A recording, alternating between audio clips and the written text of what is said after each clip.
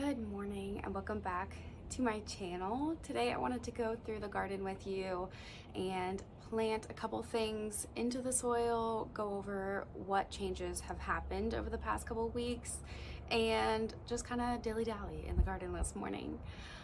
Now that it is June, this is really when production, harvesting, everything really takes off. And in the past 2 weeks, at the end of May, I've really transitioned all of the spring crops out. So all of the lettuce is really out of the garden. There's a tiny bit left in a green stalk, but that's about it. The peas that were growing on all my trellises are also gone at this point, and I shot a video of some of that right before I transitioned it all out and it all got corrupted, so it is what it is. So there'll be some changes here, but since the last time you've seen my garden, a lot of things have grown pretty large, so it's pretty exciting. The first update is the new green stalk, and I'm seeing about an inch of growth on some of these herbs that are in here. I'm seeing some more sage growing out of here. I'm liking the progression. It's definitely a little slower since a little later in the season. I planted it and then it rained a whole bunch, which can be really good for growth, but it takes a couple days for it to really kick back into full gear. And then these pepper plants down here that were really struggling and just doing absolutely terribly are starting to produce new leaves that are slightly darker. It's a little hard to tell because the sun's so bright, but a little bit darker than these terribly yellow, almost white leaves. So that's good. That's progression. So I think we'll be seeing more and more of growth on these pepper plants, and maybe we'll actually get a solid harvest later in the season, but right now I'm just kind of giving them a little bit of a chance to do their thing. But I like what I'm seeing. Nothing has died in here, which is lovely, so fingers crossed for the rest of the season using this thing. The strawberry plants are producing and producing and producing, and one of the things that's most significant is I'm seeing a whole lot of little runners. So the runners on strawberry plants look like this. They're a little bit darker red, pink in color in the stem, and then they have a little leaf at the end. And these ends will root in the soil and create a whole new plant. So what I'm gonna do is actually probably attach a couple small cups of soil to the edge of this and experiment doing it that way, because what I imagine I can do is just kind of plant these in little cups on the edge, have a little hook on the end of my green stalk cup, and then root these. When they root, which roots will kind of pop up right here, I'll just snip it right here, and then I have cups of strawberries rather than just replanting new strawberry plants right into the same green stalk. And I think that could work actually quite well. I'm seeing a lot of nice progress in my other green stalks. The thyme plants are really starting to take off, which I love thyme so much. A lot of my sage plants are getting so much larger. This one I started from seed, and it's just gorgeous. It's beautiful. The patio tomatoes are really taking off. There's quite a lot of growth on these. These are getting taller than I actually expected, but I'm not upset about that at all. They're doing quite well, and not needing any staking, which is nice. They're just doing its thing, and will come up over probably this level some, but that's fantastic. They're doing great. So this is another one of those. Again, doing quite well. Nice size, everything. So hopefully they start putting off flowers soon. Speaking of flowers, the calendula up at the top is really just stunning. I am cutting flowers off this every day just so the plant continues to produce. Oh, let me get it. It's so tall up. Lovely, incredible, and just bugs are all over it, which is fantastic. But lots and lots and lots of flowers there. And then the last thing to point out on this green stalk is an absurdly tall bachelor button. So I have a blue one here, and then this one is also a blue one, and I kind of forgot how tall these got. But they're about to put off some really cool blue flowers, and what I like about these is right before they actually bloom, you can see their color. And I like that because it makes it easy to identify, because this one, for example, is a black Benjamin Benjamin Button. I'm mixing up the names. It's a black purple variety. And I liked it because I mixed up, or kind of just put some of these out without labels, but you can see pretty soon that what their color is going to be, so I could easily identify which ones are blue, which ones are black. Just have a small dot of color right at the top. A couple updates on the middle bed of the garden. My dog trampled this whole section of the garden.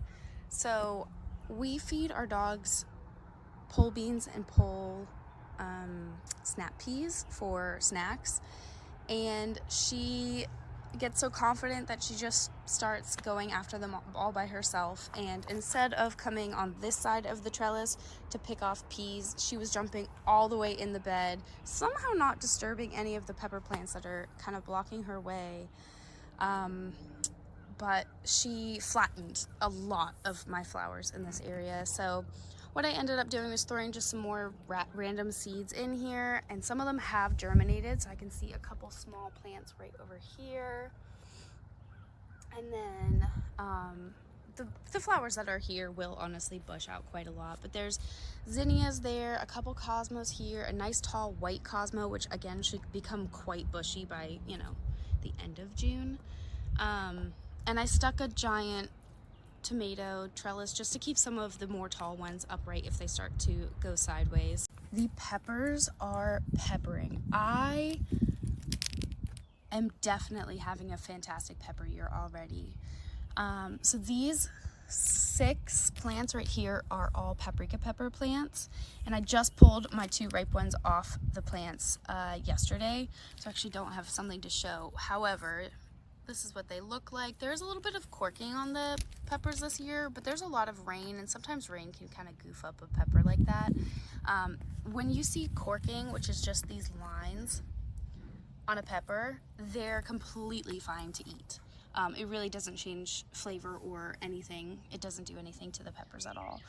But these pepper plants are producing and producing already.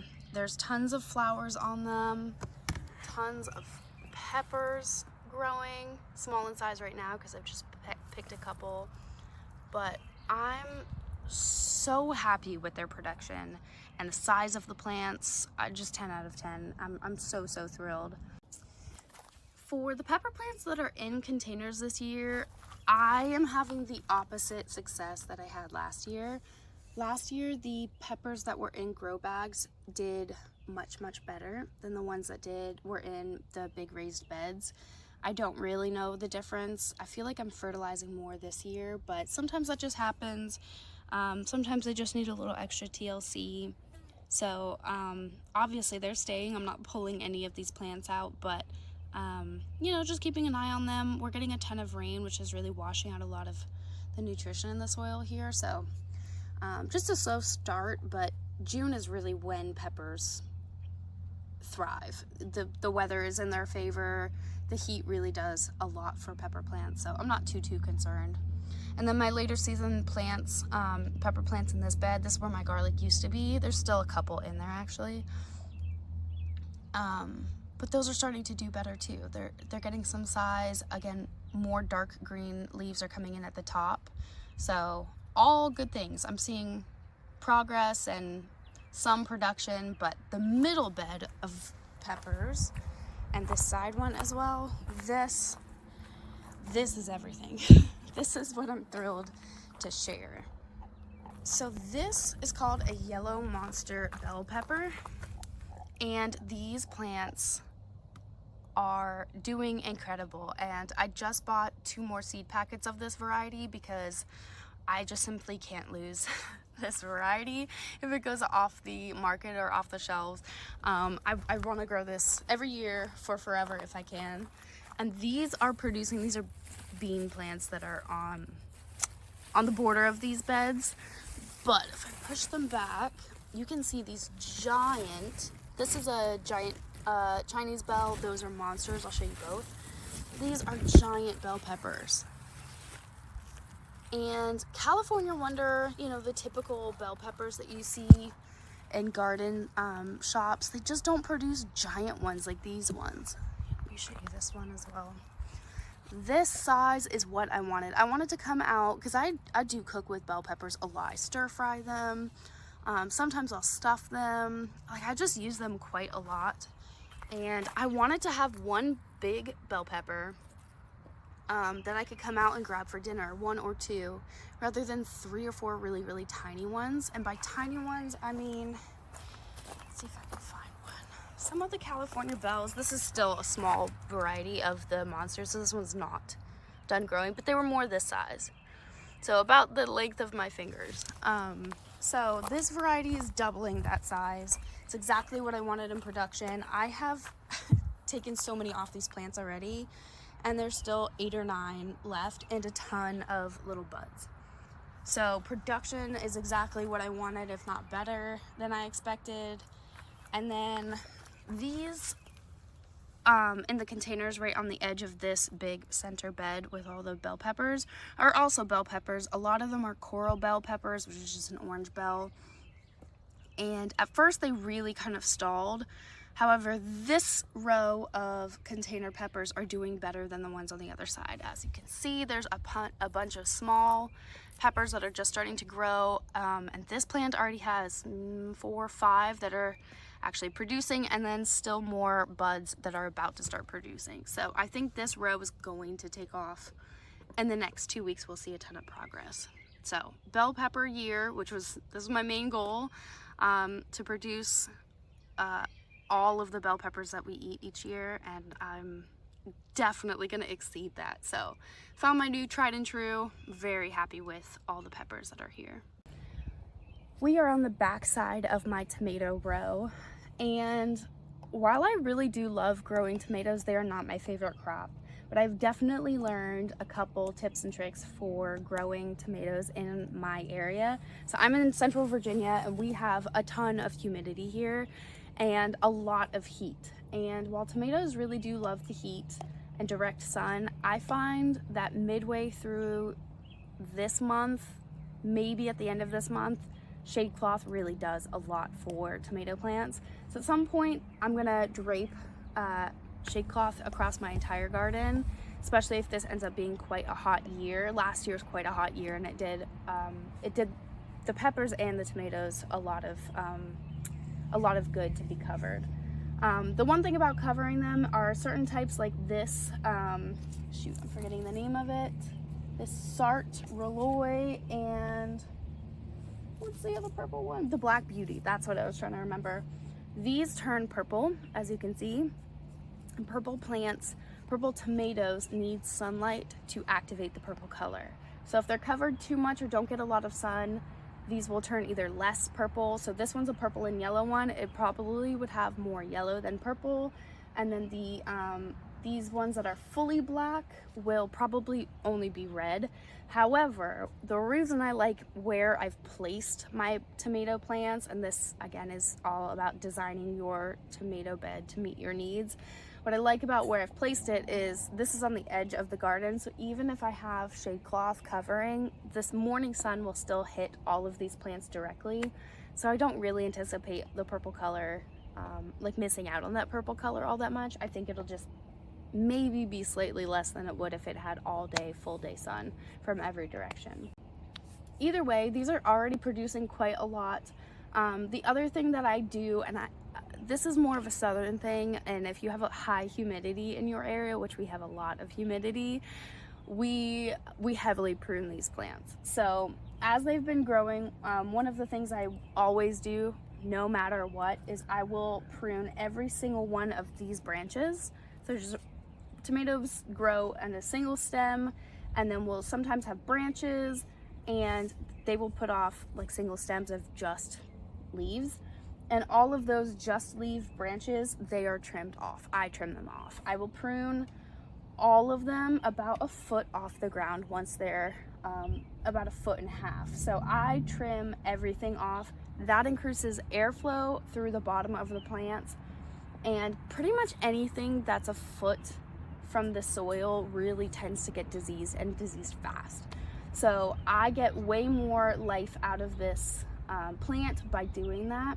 And then I will trim off suckers and branches A lot of people will grow their tomatoes in this area single leader or single stem, which means they'll take off all of the side branches because they want the plant to focus on fewer tomatoes and have larger tomatoes. I don't really care about that. I'm not really relying fully on these tomatoes for food production. This is more a fun thing. I like to pick them and eat them fresh. I am gonna can this year, or attempt to can this year. But again, I don't really need tons and tons of size. I have more tomato plants, frankly, than I know what to do with. I'm not a big tomato eater anyways, but I still like growing it. They're so pretty. I love the colors of them. So this year I'm growing for some canning, which I have determinate tomato plants over there that are primarily for that. And then I have colorful tomatoes here. So I have one red variety, a couple yellow varieties, which is Dr. Witchy's and pineapple, a yellow and purple one, and then a purple. So this is more for harvest basket beauty rather than really needing a certain kind and a certain variety and certain size to really make it worth it. This is more for fun. My peppers are something I heavily rely on for actual food consumption and recipes and things like that. So, you know, again, I'm not really heavily relying on certain types, certain whatever, but heavy pruning, deep watering, and then, you know, training your plants upwards with, you know, I usually have 1, 2, or 3 main leaders, and then partway through the season I kind of let them just do whatever they want to do at the top of this trellis. So all those tips have worked really well for me in the past, and I'm already seeing so many fruits and no disease, and I'm really happy with what I'm seeing over here. So this trellis is one of the ones that had peas. This side did too. These are now so bare. There's actually a bean plant, which this one is trellising, that is doing exceptionally well. So when you are planting something called a pole bean, there's 2 types of green beans you can grow, a bush bean and a pole bean. A pole bean throws off a vine, and as you can see, this one naturally weaves itself around a trellis. And there's, look at that, I didn't even notice that. That will turn into a bean. But this is what a pole bean looks like. And this will grow all the way to the top, get to a point where it simply doesn't really know what direction to go in, and then it'll just kind of flop around. And I will help train it to a certain kind of location, or sometimes I'll unwind the top and bring it back down, and it kind of has to restart. So that's what pole beans end up looking like. It's insane that I have one so tall. And then I've just replanted a bunch of seeds down here because this is simply not enough. So we'll have plenty more by the end of the month, surely. They grow quite fast and produce a ton. The nasturtium is throwing off so many flowers now. And I have so many different colors this year, and it brings me so much joy. So one of the things that I did with nasturtium this year was, now that I know how they grew, because last year was my first year growing them, I knew their bushy sort of tendency, and they do so well on corners of beds. So this is like a 1.5 feet off the edge of the bed. So this is exactly what I wanted them to do. And I have this peachy yellow color, one that's a bright neon orange, so pretty. I saw this one yesterday, a really pretty red. I've got yellow, and then I've got one over here that is a variegated leaf, but I don't know what color the flowers are yet because it hasn't thrown any off. How pretty. And then the last 2 updates I think are worth recording in this video at least are gourds. So I have this, I believe this is a butternut squash, but it kind of doesn't look like it. I've never really grown or spent any time at all growing squash or gourds. So this is my first time. I have this one and that one, which is really fun.